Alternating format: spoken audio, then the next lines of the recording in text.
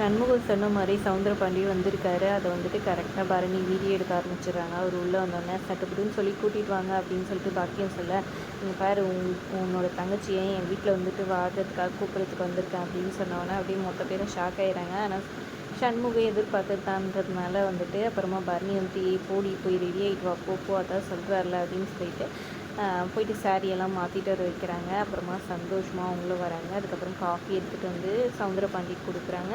அதுக்கப்புறம் வாங்கிட்ட பிறகு சரிடி வாடின்னு சொல்லிட்டு சாமி கும்பிட்டுட்டு எல்லாருக்கிட்டையும் ஆசீர்வாதம் வாங்கிக்க சொல்கிறாங்க. எல்லாருக்கிட்டையும் ஆசீர்வாதம் வாங்கிட்டு அங்கேருந்து கிளம்புறாங்க.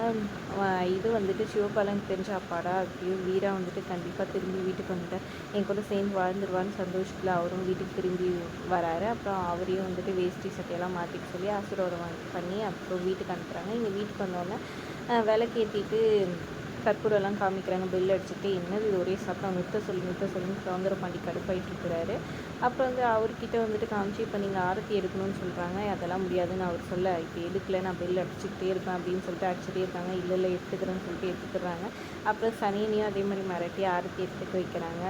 அப்புறம் எல்லாருக்கும் காமிச்சிட்டு கடைசியாக வந்துட்டு சிவபாலன் கிட்டே வராங்க. சிவபாலன் வந்துட்டு ரொம்ப தேங்க்ஸ் பொண்டாட்டி என் கூட வாழ வந்ததுக்குன்னு சொல்ல, டாக்டர் மற்றவங்களுக்காக தான் வாழ வந்திருக்கேன், என் அண்ணன் சொன்னதுக்காக தான், உனக்காகலாம் ஒன்றும் கிடையாது, வெளியே தான் வந்துட்டு நம்ம புருஷன் பொண்டாட்டி, ரூம்குள்ளே வந்துட்டு நீ யாரோ நான் யாரோ தான், புரியுதா, உன்னை நான் இன்னும் மன்னிக்கல அப்படின்னு நம்ம சொல்கிறாங்க. அதையும் பார்த்துடலாம் அப்படின்னு சொல்லிட்டு அவர் சொல்லிடுறாரு. அப்புறம் கிச்சன் கூட்டின்னு போகிறாங்க. வீராவும் அவங்க வந்த சமைக்க சொல்கிறாங்க ஏதாவது உங்களுக்கு தெரிஞ்சதுன்னு சொல்லிட்டு. அப்புறம் அவங்க நிறைய வந்துட்டு ஏதேதோ சமைச்சு எடுத்துகிட்டு வந்து வைக்கிறாங்க. இந்த சண்முகமும் பரணியும் வந்துட்டு வராங்க.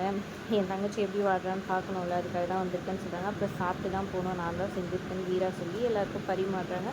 எனக்கு இவ செஞ்சதெல்லாம் வேணான்னு சொல்லிட்டு சவுந்தரபாண்டி கடுப்பாயிட்டுருக்காங்க. எல்லாரும் வந்துட்டு டேஸ்ட் பண்ணிவிட்டு சூப்பராக இருக்கா ஓஹோன்னு பாராட்டிட்டு இருக்காங்க. இதை பார்த்து சவுந்தரபாண்டி என்னடா இது எல்லாரும் சாப்பிட்றாங்களே நம்ம வேணான்னு சொல்லிட்டோமே பார்த்துட்டு இருக்கிறாரு. அதோட எபிசோட் முடியுது. தேங்க்ஸ் ஃபார் வாட்சிங்.